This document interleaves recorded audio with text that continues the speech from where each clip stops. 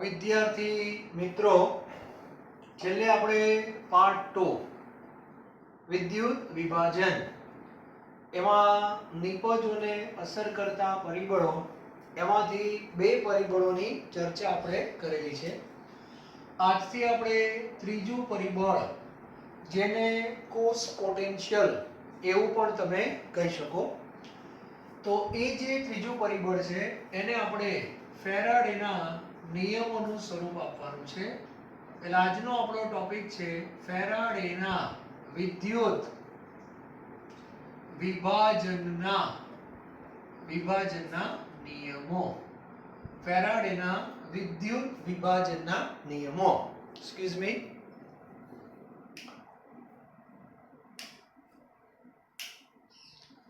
ફેરાડેના વિદ્યુત વિભાજનના નિયમોની આપણે આજે ચર્ચા કરશું. આ નિયમો 19મી સદીમાં આપવામાં આવેલા છે, 1834 ની અંદર. અને આ નિયમો એવું સમજાવવા માંગે છે કે આપણે જે નિપજો મળે છે એટલે કે નિપજનો જથ્થો, બરાબર, નિપજનો જથ્થો અને સામે વિદ્યુતનો જથ્થો, બરાબર, આ બે જે રાશિ છે એમની વચ્ચેના સંબંધોની વાત છે. તમે બેટરીનો ઉપયોગ કરો છો એનો સીધો અર્થ એવો થાય છે કે એમાં વિદ્યુતનો જથ્થો આવે છે, રેડોક્સ પ્રક્રિયા થાય છે, નિપજ મળે છે.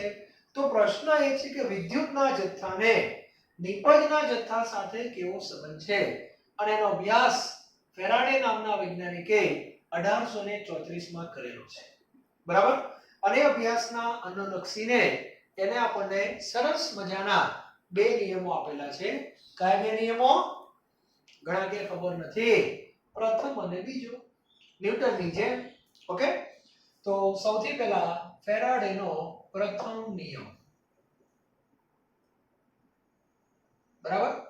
પ્રથમ નિયમ બહુ સરળ છે, એકદમ સરળ ભાષામાં આપેલો છે, દરેકને ખબર પડી જાય. તો દરેક વિદ્યાર્થી સૌથી પહેલા ટાઇટલ લખી રાખે, ફેરાડેના વિદ્યુત વિભાજનના નિયમો. આવું ટાઇટલ લખો, બરાબર. બરાબર. ત્યાર પછી એક વાક્ય લખો, માઇકલ ફેરાડે 1834 માં, દરેક વિદ્યાર્થી લખે, માઇકલ ફેરાડે 1834 માં વિદ્યુતનો જથ્થો અને નિપજનો જથ્થો વચ્ચેના સંબંધો રજૂ કર્યા હતા. તો નંબર 1 લખો પ્રથમ નિયમ. ચલો હવે ધ્યાન આપજો, દરેક વિદ્યાર્થીએ ધ્યાન આપે. તો આ ત્રીજું પરિબળ જ્યારે આપણે ભણતા હોઈએ તો પહેલા બે પરિબળ કેવા રાખવાના? સરખા. તો બે વિદ્યાર્થીઓ છે, ધ્યાન આપજો, બંને વિદ્યાર્થીઓએ પિગલિટ NaCl લીધો. એનો અર્થ એવો થયો કે પહેલું પરિબળ બંને માટે કેવું થઈ ગયું? સરખું થઈ ગયું. ત્યારબાદ બંને વિદ્યાર્થીઓએ વિદ્યુત ધ્રુવો પણ સરખા જ લીધા, એટલે કે નિષ્ક્રિય. અત્યાર સુધી કોઈ તફાવત નથી. હવે બંને વિદ્યાર્થીઓએ જે બેટરી પસંદ કરી એ બેટરી તો ભલે સરખી હોય પણ એનો જે કોસ પોટેન્શિયલ છે એ અલગ અલગ છે, બરાબર. આનો કોસ પોટેન્શિયલ ધારો કે E1 હોય તો આનો કોસ પોટેન્શિયલ E2 છે. અને બંનેમાં જે વિદ્યુતનો જથ્થો પસાર કર્યો એ અલગ અલગ પસાર કર્યો. આટલા એમ્પિયર આમાં ધારો કે 2 કલાક પસાર કર્યો હોય, આટલા એમ્પિયર આમાં 5 કલાક પસાર કર્યો હોય. એ રીતે ટૂંકમાં વિદ્યુતનો જથ્થો બંનેમાં અલગ અલગ છે. તો પરિસ્થિતિ આવી અને ચેક કર્યું કે બંનેમાં નિપજોના પ્રમાણને કોઈ અસર થાય છે? નિપજના પ્રકારને અસર ન થાય. અહીંથી ક્લોરીન અને સોડિયમ ધાતુ મળે તો અહીંથી ક્લોરીન અને સોડિયમ ધાતુ જ મળે, પણ બંનેમાં નિપજનો જથ્થો અલગ અલગ આવે, બરાબર. એટલે આપણે સામાન્ય નિયમ છે, વિદ્યુતનો જથ્થો જ્યાં વધારે હશે ત્યાં નિપજનો જથ્થો વધારે જ મળે, એમાં કોઈ શંકાને સ્થાન નથી, બરાબર. તો દરેક વિદ્યાર્થી પ્રથમ નિયમનું વિધાન લખો. પ્રથમ નિયમ એમાં લખજો અવતરણ ચિહ્નમાં વિદ્યુત વિભાજનથી પ્રાપ્ત થતી નિપજોનો જથ્થો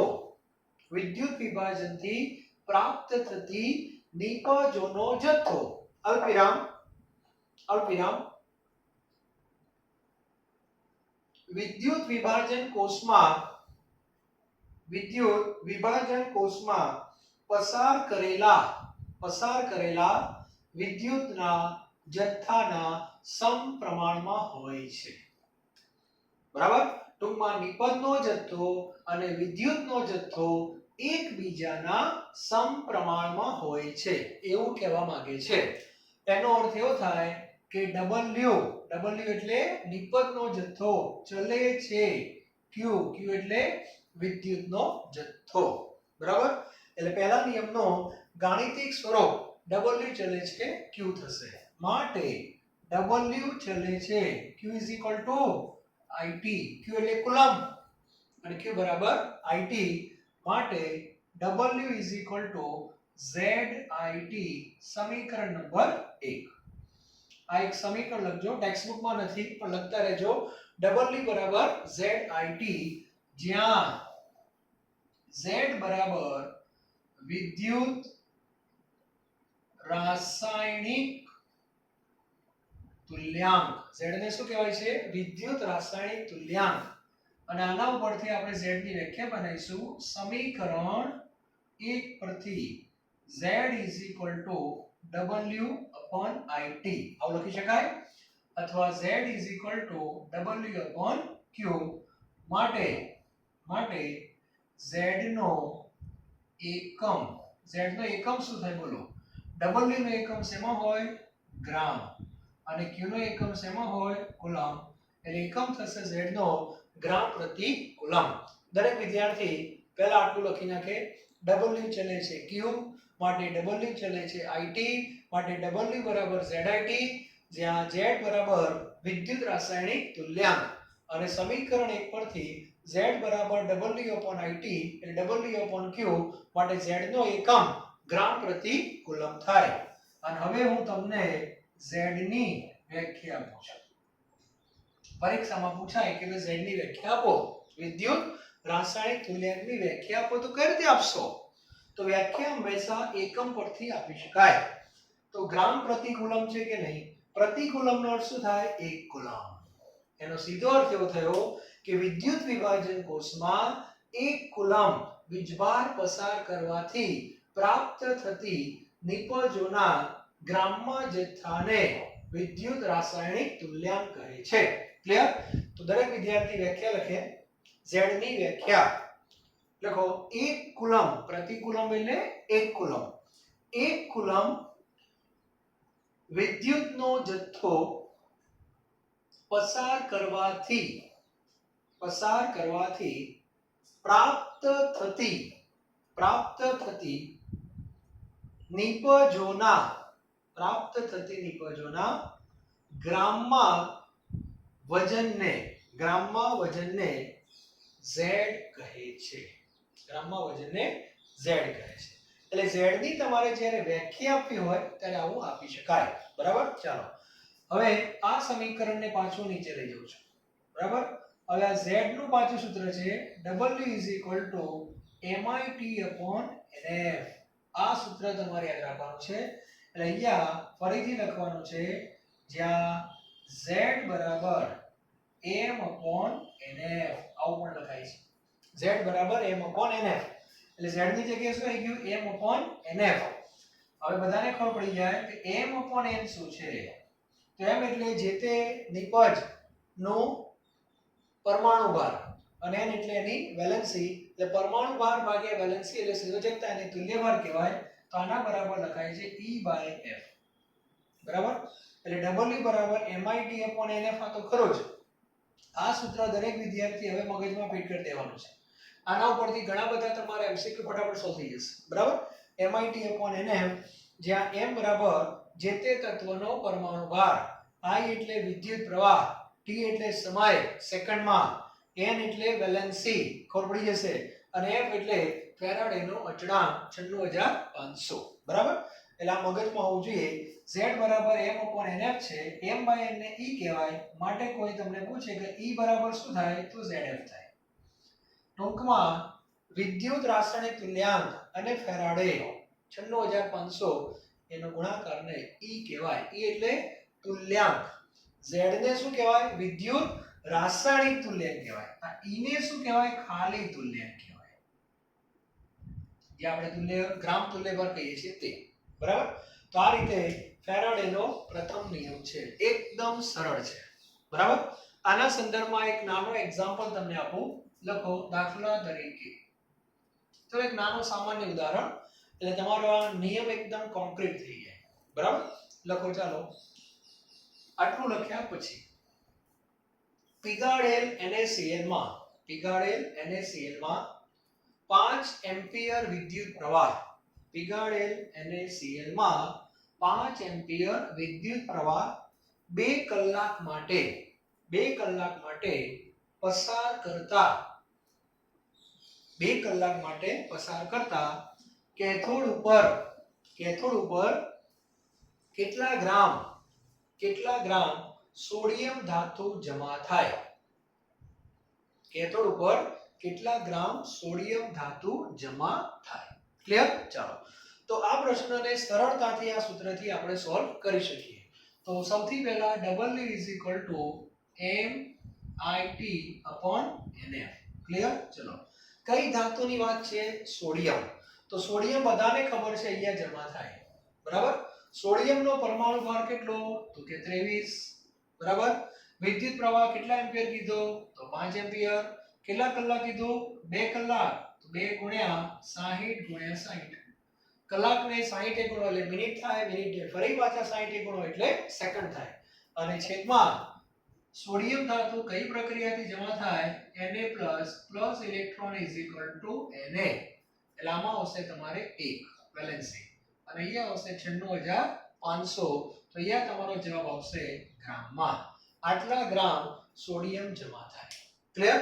તો આ રીતે આપણે આ સૂત્રનો ડાયરેક્ટ MCQ લેવલે ઉપયોગ કરી શકીએ છીએ. બહુ સામાન્ય સૂત્ર છે, W બરાબર MIT/NF. આવું તમારે લખી નાખવાનું. ક્લિયર?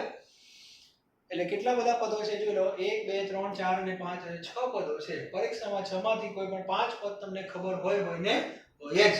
ક્લિયર? તો આને કહેવાય ફેરાડેનો પ્રથમ નિયમ. પહેલા એને આ નિયમ આપેલો, બરાબર. પછી 20મી સદીમાં એનું આધુનિક સ્વરૂપ આપેલું છે, એ પણ હું તમને સમજાવીશ. અને આનો આ જ એક્ઝામ્પલ તમે આધુનિક નિયમથી પણ ગણી શકો છો. ક્લિયર? ચાલો, આ ફેરાડેનો પ્રથમ નિયમ થઈ ગયો. હવે હું ફેરાડેનો તમને બીજો નિયમ આપું છું. ધ્યાન આપજો. બીજા નિયમમાં ફેરાડે શું ફેરફારો કર્યા એ આપણે જોઈએ. બીજો નિયમ. બીજા નિયમ એને વિદ્યુત વિભાજન કોષો 2 3 4 જે તમારે લેવાયો લેવાના, પણ બધાને શ્રેણીમાં જોડવાના. બરાબર. હવે ધ્યાન આપજો. બીજો નિયમ. ચલો ટાઇટલ લખો બધા. બીજો નિયમ. ફેરાડેનો બીજો નિયમ. દરેક વિદ્યાર્થી ટાઇટલ મારે. બીજો નિયમ. બીજા નિયમમાં આકૃતિ પણ દોરવાની છે. દરેક વિદ્યાર્થી આકૃતિ પણ દોરે સમજવા માટે. કેટલા પાત્ર છે? 2. આ વખતે બંને પાત્રમાં વિદ્યુત વિભાજ્ય હું બદલું છું. આમાં પિગલિત NaCl, આમાં પિગલિત MgCl2. બરાબર. બંનેમાં વિદ્યુત ધ્રુવો નિષ્ક્રિય લઈએ આપણે, આ એનોડ અને આ કેથોડ. એ જ રીતે અહીંયા પણ એનોડ અને કેથોડ. હવે આ બંને વિદ્યુત વિભાજન કોષોને શ્રેણીમાં જોડવાના છે. શ્રેણીમાં એટલે દોરડાથી નહીં. બરાબર. શ્રેણી જોડાણ આ રીતે થતું હોય. આનો જે કેથોડ હોય એના એનોડ સાથે સીધો જોઈન્ટ થાય આ રીતે, અને આનો એનોડ એ આના કેથોડ સાથે જોઈન્ટ થાય, પણ વચ્ચે શું આવી જાય? બેટરી. કહેવાનો અર્થ એ છે કે બંનેમાં બેટરી એક જ છે. એનો સીધો અર્થ એવો થયો કે બંનેમાં વિદ્યુતનો જથ્થો સરખો જ આવશે. અને આવા સંજોગોમાં નિપજો કેવી રીતે મળે એનો સંબંધ ફેરાડે બીજા નિયમમાં આપેલો છે. તો દરેક વિદ્યાર્થીને આકૃતિ મગજમાં ક્લિયર થઈ જશે બરાબર આમાં પણ રેડોક્સ પ્રક્રિયા થવાની છે અહીંયાથી કયો વાયુ બહાર આવશે ક્લોરીન બહાર આવશે અહીંયા કઈ ધાતુ જમા થશે સોડિયમ ધાતુ જમા થશે અહીંથી પાછો ક્લોરીન બહાર આવશે અહીંયા કઈ ધાતુ જમા થશે મેગ્નેશિયમ જમા થશે બરાબર હવે પ્રશ્ન એ છે કે વિદ્યુતનો જથ્થો બંનેમાં સરખો જ આવે છે તો શું નિપજનો જથ્થો બંનેમાં સરખો આવશે અહીંયા ધારો કે સોડિયમ 50 ગ્રામ મળે છે તો શું મેગ્નેશિયમ 50 ગ્રામ જ મળશે આવો એના મગજમાં વિચાર આવ્યો અને વિચાર આવતાની સાથે જ આ પ્રયોગનું જે પરિણામ આવ્યો એ પરિણામનો આધારે એને બીજા નિયમનું વાક્ય આપ્યું છે અને એનું કહેવું એવું છે કે વિદ્યુતનો જથ્થો ભલે તમે સરખો પસાર કરો પણ જે નિપજ મળવાની છે એનો સીધો સંબંધ તુલ્ય ભાર સાથે છે કોની સાથે તુલ્ય ભાર ટૂંકમાં જે તત્વનો તુલ્ય ભાર વધારે હશે એ તત્વ તમને વધારે મળશે એટલે બીજો નિયમ જે છે આખું કોના સંદર્ભમાં છે તુલ્ય ભાર તો દરેક વિદ્યાર્થી વિધાન લખો કયા નિયમનો બીજા નિયમનો લખો ચાલો અવતરણ ચિહ્નમાં લખજો જુદા જુદા વિદ્યુત વિભાજ્ય ધરાવતા જુદા જુદા વિદ્યુત વિભાજ્ય ધરાવતા વિદ્યુત વિભાજન કોષોને જુદા જુદા વિદ્યુત વિભાજ્ય ધરાવતા વિદ્યુત વિભાજન કોષોને શ્રેણીમાં જોડી ત્યાં અંડરલાઈન કરજો શ્રેણીમાં જોડી એક સરખો વિદ્યુતનો જથ્થો પસાર કરતા વિદ્યુત ધ્રુવો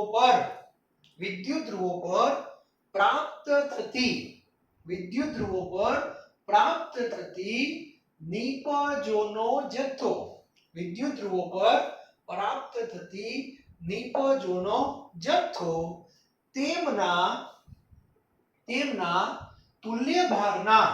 તેમના તુલ્ય ભારના સમપ્રમાણમાં હોય છે બહુ લાંબુ વિધાન છે પણ બહુ સરળ છે જુદા જુદા વિદ્યુત વિભાજ્ય ધરાવતા વિદ્યુત વિભાજન કોષોને શ્રેણીમાં જોડી એક સરખો વિદ્યુતનો જથ્થો પસાર કરતા વિદ્યુત ધ્રુવો પર પ્રાપ્ત થતી નિપજોનો જથ્થો તેમના તુલ્ય ભારના સમપ્રમાણમાં હોય છે આવું વિધાન છે એનો અર્થ એવો થાય છે કે અહીંયા તમને જે નિપજ મળી ધારો કે W1 ચલે છે E1 એવું કહેવાય છે ટૂંકમાં વિધાન આવું કહેવાય W ચલે છે E1 પહેલામાં શું હતું W ચલે છે Q આમાં W ચલે છે E બરાબર એટલે W1 ચલે છે E1 W2 ચલે છે E2 એટલે બંનેનો ગુણોત્તર લેવો હોય તો W1/W2 E1/E2 W શું છે બધાને ખબર છે પણ E જે છે E ને શું કહેવાય તો એને કહેવામાં આવે છે તુલ્ય ભાર અથવા તુલ્યાંક જે કહેવું હોય બરાબર અને તુલ્ય ભાર બરાબર બધાને ખબર છે પરમાણુ ભાર ભાગ્યા સંયોજકતા એનો અર્થ કે E m/v આવું લખી શકાય E બરાબર શું લખી શકાય m/v તો અહીંયા આપણે આ સંબંધ બનાવવો હોય તો W1/W2 E1 ની જગ્યાએ શું લખી શકાય m1/v1 અને અહીંયા તમે લખી શકો m2/v2 આ રીતે બરાબર આને ફેરાડેનો બીજો નિયમ કહેવામાં આવે છે હવે આ જે NaCl અને MgCl2 ની જો વાત કરીએ આપણે તો સોડિયમ ધાતુ વધારે મળશે કે મેગ્નેશિયમ ધાતુ વધારે મળશે એનો બધો આધાર E ઉપર છે બરાબર છે તો E જેનો વધારે એ તમને વધારે મળે બરાબર છે તો દરેક વિદ્યાર્થી આટલું પહેલા લખી નાખો હવે આપણે આના સંદર્ભમાં પણ એક નાનો પ્રશ્ન જોઈએ જે આ સૂત્રનો ડાયરેક્ટ શું થાય ઉપયોગ તમે કરી શકો છો ચાલો દરેક વિદ્યાર્થી લખે આટલું પહેલા લખી નાખજો. હવે લખો દાખલા તરીકે આના સંદર્ભમાં એક પ્રશ્ન આપી દો. પિગલેટ NaCl અને પિગલેટ MgCl2 ધરાવતા પિગલેટ NaCl અને પિગલેટ MgCl2 ધરાવતા વિદ્યુત વિભાજન કોષોને શ્રેણીમાં જોડી એક સરખો વિદ્યુતનો જથ્થો પસાર કરતા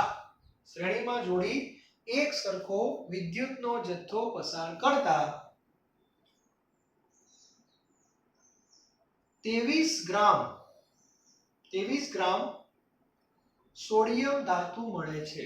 23 ગ્રામ સોડિયમ ધાતુ મળે છે તો કેટલા ગ્રામ મેગ્નેશિયમ ધાતુ મળે? આવો પ્રશ્ન છે. એટલે ખ્યાલ આવી જાય એક સરખો વિદ્યુતનો જથ્થો શ્રેણીમાં જોડાણ એટલે બધું બીજો નિયમ કહેવાય. તો દરેક વિદ્યાર્થીએ આમ ખબર તો પડી જાય કે આ સૂત્રનો સીધો આપણે ઉપયોગ કરીએ. લખો ફેરાડેના બીજા નિયમ પરથી W1/W2 = E1/E2 પહેલા લખવાનું. ક્લિયર? આ લખ્યા પછી આ લખવાનું. W1/W2 = E1 એટલે M1/V1 અને E2 એટલે M2/V2. આટલું લખ્યા પછી ખાલી આપણે કિંમતો મૂકવાની છે. W1 એટલે 23 ગ્રામ આપેલા છે ને. 1 એટલે સોડિયમ, 2 એટલે મેગ્નેશિયમ. એટલે 23 ભાગ્યા W2. M1 એટલે સોડિયમનો પરમાણુ ભાર 23 જ છે અને એની વેલેન્સી 1. M2 એટલે મેગ્નેશિયમનો પરમાણુ ભાર, મેગ્નેશિયમનો 24 એની વેલેન્સી 2 છે. બરાબર? આ 23 ઉડી જવાના તો W2 કેટલા આવશે? તો 24 ભાગ્યા 2 કેટલા ગ્રામ આવશે? 12 ગ્રામ. એનો અર્થ કે મેગ્નેશિયમ તમને ખાલી 12 ગ્રામ જ મળે. આવું કેમ થયું? તો સોડિયમનો તુલ્ય ભાર વધારે હશે. ઘણા કે એવું થોડું હોય મેગ્નેશિયમનો 24 છે ને તો પરમાણુ ભાર 24 છે ને, પણ કે તુલ્ય ભાર વધારે જ આવે ને. તુલ્ય ભાર એટલે પરમાણુ ભારને વેલેન્સી વડે ભાગવા પડે પછી તુલ્ય ભાર નક્કી થાય. મેગ્નેશિયમનો પરમાણુ ભાર ભલે 24 છે અને સોડિયમનો 23 છે, પણ મેગ્નેશિયમની વેલેન્સી 2 છે ત્યારે તુલ્ય ભાર થઈ જાય 12 અને સોડિયમની વેલેન્સી 1 જ છે એટલે એનો તુલ્ય ભાર થઈ જાય 23. એનો સીધો અર્થ એવો થાય જે તત્વનો તુલ્ય ભાર વધારે હોય સ્વાભાવિક છે એનો જથ્થો તમને વધારે મળશે. આ કેસમાં ખ્યાલ આવી ગયો? આના સંદર્ભમાં ઘણા બધા MCQ પૂછાતા હોય છે. તમને ઘણીવાર આવો પ્રશ્ન પૂછી નાખે કે બે પાત્રમાં એકમાં Fe2+ છે અને એકમાં Fe3+ છે. ફેરસ અને ફેરિક ધરાવતા વિદ્યુત વિભાજન કોષો બે અલગ અલગ જગ્યાએ છે પણ એને જોડી દીધા છે માં શ્રેણીમાં. વિદ્યુતનો જથ્થો સરખો પસાર કરે. બંને તમને Fe આપે કે ના આપે? બંને લોખંડ આપશે. તો પ્રશ્ન એ છે કે Fe તત્વનું વધારે પ્રમાણ ફેરસ આપશે કે ફેરિક આપશે? તો એના માટે E ચેક કરી લો. E એટલે M/V. ક્લિયર? M એટલે Fe નો પરમાણુ ભાર, તો બંનેમાં Fe નો પરમાણુ ભાર તો સરખો જ હોય. બરાબર? એનો સીધો અર્થ એવો થયો કે આ કેસમાં તુલ્ય ભાર એ કોના વ્યસ્ત પ્રમાણમાં હોય? વેલેન્સી ના. એનો સીધો અર્થ એવો થવાનો કે જેની વેલેન્સી વધારે હશે એનો તુલ્ય ભાર ઓછો હશે અને જેનો તુલ્ય ભાર ઓછો એની નિપજ ઓછી જ મળે. તો આ કેસમાં મને જવાબ આપો Fe વધારે 3+ આપે કે 2+ આપે? 2+. કેમ? વેલેન્સી ઓછી છે. વેલેન્સી ઓછી તો E વધી જાય, E વધી જાય તો W વધી જાય. ક્લિયર? તો આવા પ્રશ્નો સામાન્ય રીતે પૂછાતા હોય છે. તમારા મગજમાં આ વસ્તુ હોવી જોઈએ. W ચલે છે E અને E એટલે M/V. એટલે E ખાલી M ઉપર આધારિત નથી કે ખાલી V ઉપર આધારિત નથી. E એ ગુણોત્તર છે M અને V ઉપર.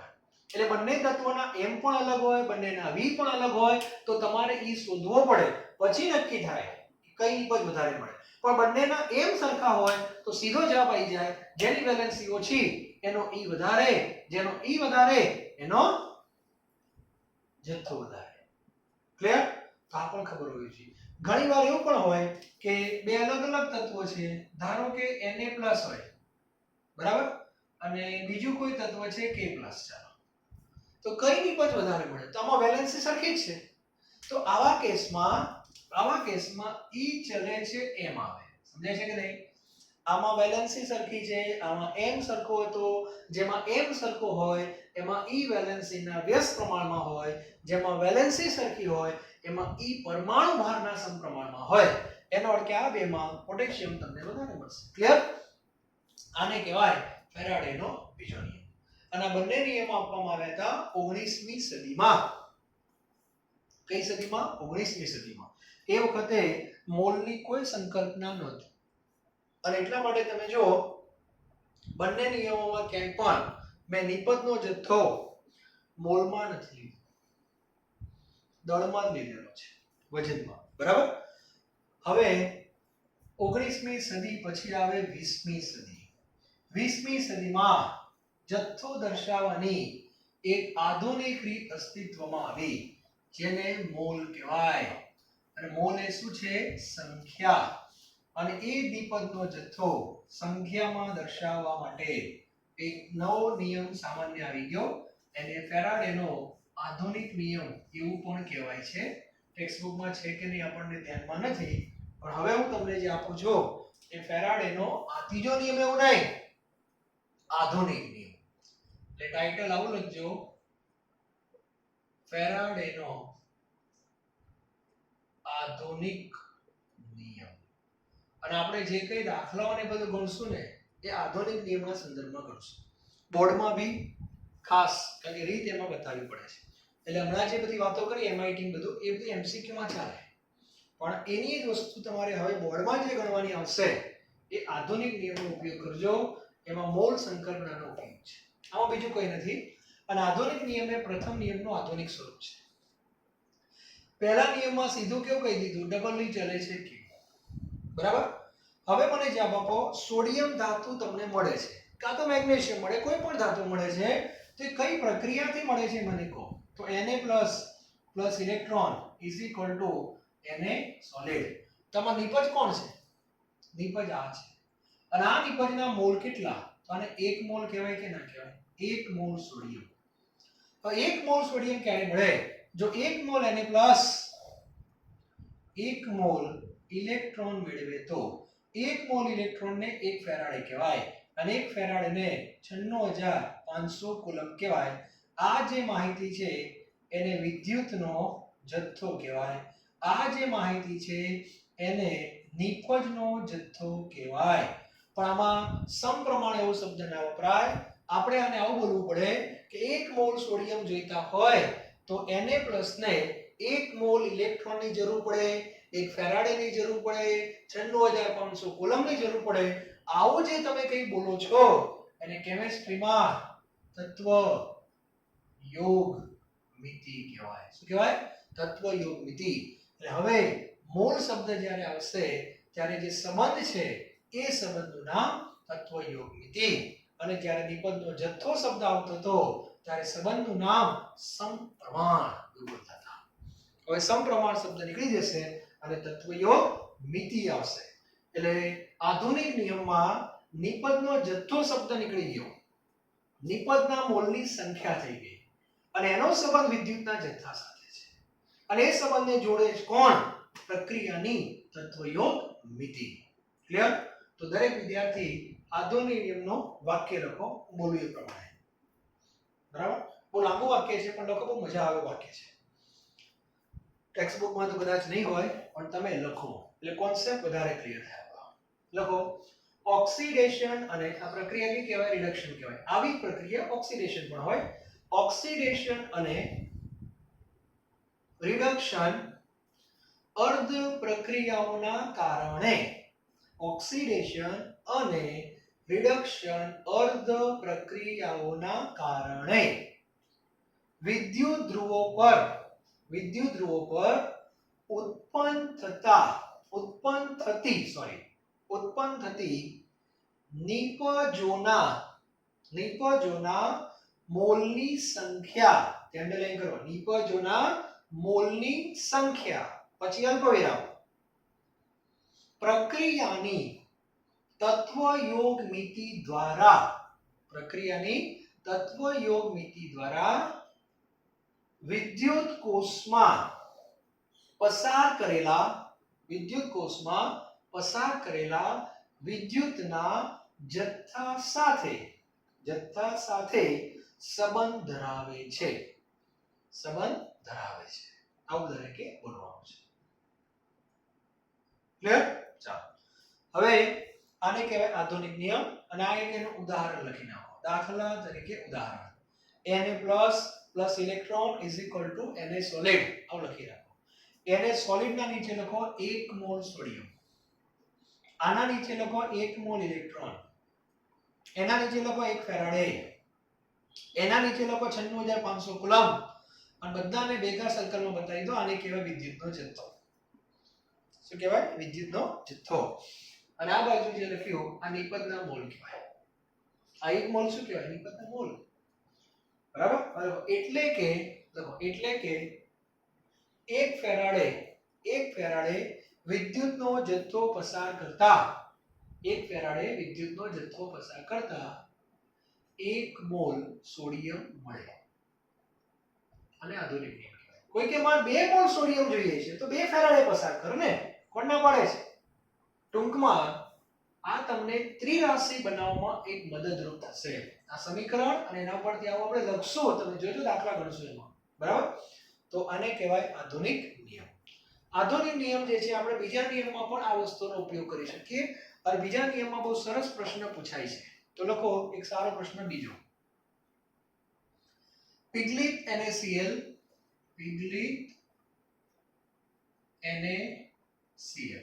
અલ્પવિરામ પિગલિત MgCl2 અને પિગલિત AlCl3 બરાબર ધરાવતા વિદ્યુત વિભાજન કોષોને શ્રેણીમાં જોડી એક સરખો વિદ્યુતનો જથ્થો પસાર કરતા કેથોડ ઉપર જમા થતી ત્રણેય ધાતુઓનો મોલ પ્રમાણ કેટલું? આવો એક સરસ પ્રશ્ન હું તમને કહું છું. હવે સૌથી પહેલું કામ કરો, આ બીજા નિયમના સંદર્ભમાં છે. 3 વિદ્યુત વિભાજન કોષો અલગ છે, ત્રણેયની શ્રેણીમાં જોડી દીધા છે. ત્રણેયમાં જથ્થો કેવો પસાર કર્યો? સરખો જ. ત્રણેયમાં કઈ ધાતુ મળે? તો આમાં સોડિયમ મળે, આમાં મેગ્નેશિયમ મળશે, આમાં એલ્યુમિનિયમ મળશે. તો આવા પ્રશ્નોમાં સૌથી પહેલું કામ, જે ધાતુ જે પ્રક્રિયાથી મળતી હોય એ પ્રક્રિયા તમારે લખવી પડે. તો ત્રણેય પ્રક્રિયાઓ નીચે ક્રમમાં લખું છું. સૌથી પહેલા સોડિયમ ધાતુ કઈ પ્રક્રિયામાં મળે? Na+ plus electron is equal to Na solid. બરાબર? મેગ્નેશિયમ કઈ પ્રક્રિયાથી મળે? તો Mg2+. હવે એને 2 ઇલેક્ટ્રોન જોઈએ, તમારે મળે Mg સોલિડ. 2 ઇલેક્ટ્રોન મેળવે ત્યારે 1 મોલ મેગ્નેશિયમ મળે. અને એલ્યુમિનિયમ Al3+, 3 ઇલેક્ટ્રોન મેળવે એટલે એમાંથી એલ્યુમિનિયમ સોલિડ મળે. આ સૈદ્ધાંતિક પ્રક્રિયા લખી નાખીએ આપણે. ચાલો હવે શરત એ છે કે વિદ્યુતનો જથ્થો તો એક સરખો જ પસાર કરે છે, એટલે ત્રણેય જે ઇલેક્ટ્રોન મળે એ તો સરખા જ મળે. અને એ પ્રમાણે નિપજ તમારે શોધવાની છે. અત્યારે તમને 1 મોલ એવું લખી નાખ્યું, એવું ના ચાલે. તો ઇલેક્ટ્રોન અલગ છે. તો મારે બધામાં ઇલેક્ટ્રોન સરખા કરવા છે, તો શું કરવું? હવે તો શું કરાય બોલો? 3, 2 અને 1 છે, તો દરેકને કંઈક ગુણી નાખીએ આપણે. કેટલા વડે સરખા કરવા છે મારે? બસ આ વસ્તુને સરખી કરવી છે. તો આપણે એક કામ કરીએ, દરેકને 6 વડે, આને 6 વડે ગુણ કેટલા થાય? આ 6 ઇલેક્ટ્રોન થઈ ગયા. આને કેટલા વડે ગુણવા પડે? 3. અને આને 2 વડે. ક્લિયર? અને આ રીતે તમે ગુણજો. અને હવે એને Mg અને Al આ ત્રણેયનું મોલ પ્રમાણ જુઓ તો આને 6 વડે ગુણજો એટલે 6Na+, 6 ઇલેક્ટ્રોન, 6Na, તો સોડિયમના 6 મોલ મળે. મેગ્નેશિયમને 3 વડે ગુણી નાખો તો મેગ્નેશિયમના 3 મોલ મળે અને એલ્યુમિનિયમના 2 મોલ મળે. 6/3/2. આને કહેવાય કેથોડ ઉપર જમા થતી ધાતુઓનો કયું પ્રમાણ? મોલ પ્રમાણ. એટલે કોના મોલ સૌથી વધારે મળે તો સોડિયમના 6 મોલ મળે. આ પ્રમાણ છે, કોઈ માહિતી ના આપી હોય તો આવું લખી શકાય 6 મોલ 3 મોલ 2 ક્લિયર. તો આ કહેવાય ફેરાડેનો આધુનિક નિયમ. તો આ દરેકને ખબર હોવી જોઈએ. આ ઉપરાંત આ સંબંધ બધાને ખબર જ છે કે 1 મોલ ઇલેક્ટ્રોનને શું કહેવાય? 1 ફેરાડે અને 1 ફેરાડેને કહેવાય 96500 કુલમ. દરેક વિદ્યાર્થી આ પણ લખી નાખે 1 મોલ ઇલેક્ટ્રોન બરાબર 1 ફેરાડે, 1 ફેરાડે બરાબર 96500 કુલમ. ઊંઘમાંથી ઉઠાડીને કોઈ પૂછે તો પણ આ વસ્તુ આવડવી જોઈએ જ. બરાબર. એક આ સંબંધ દરેક લખી નાખો. બીજો એક સંબંધ લખી નાખો, એમસીક્યુ લેવલે કદાચ જરૂર પડે. બરાબર. એમાં લખો તત્વના ગ્રામ તુલ્ય ભારની સંખ્યા બરાબર ફેરાડેની સંખ્યા. તમે જે કઈ સંબંધોનું જો કન્ક્લુઝન કાઢો, સાર કાઢો, તો એક સાર એવો મળે છે કે કોઈ પણ તત્વના ગ્રામ તુલ્ય ભારની સંખ્યા એ કોના બરાબર હોય તો ફેરાડેની સંખ્યા બરાબર હોય. એટલે આજે કોઈ તમને એમ કહે કે મારે કોપર ધાતુ ના 5 ગ્રામ નહીં 5 ગ્રામ તુલ્ય ભાર જોઈએ છે, કોપર ધાતુના 5 ગ્રામ તુલ્ય ભાર જોઈએ તો મારે ફેરાડે કેટલા પસાર કરવા પડે તો 5 પસાર કરવા પડે. ક્લિયર. તો આ પણ આપણે લખી શકીએ. તો 5 ફેરાડે પસાર કરો તો 5 ગ્રામ તુલ્ય ભાર મળે. આ 6 ફેરાડે થયા. આ કેટલા ફેરાડે થયા? 6 ફેરાડે. તો આ થશે 6 ગ્રામ તુલ્ય ભાર. આ ફાઇનલ થઈ ગયું. 6 મોલ થવાના. વેલેન્સ 1 છે તો ગ્રામ તુલ્ય ભાર એ રીતે થવાના 6. બરાબર. તો આ જ રીતે તમે દાખલા ગણી શકશો. તો હવે આપણો આ વિભાગ જે છે પાર્ટ 2 અહીંયા આમ તો પૂરો થઈ ગયો છે. હવે નેક્સ્ટ લેક્ચર થી આપણે આ વિભાગના દાખલા ગણવાના છીએ.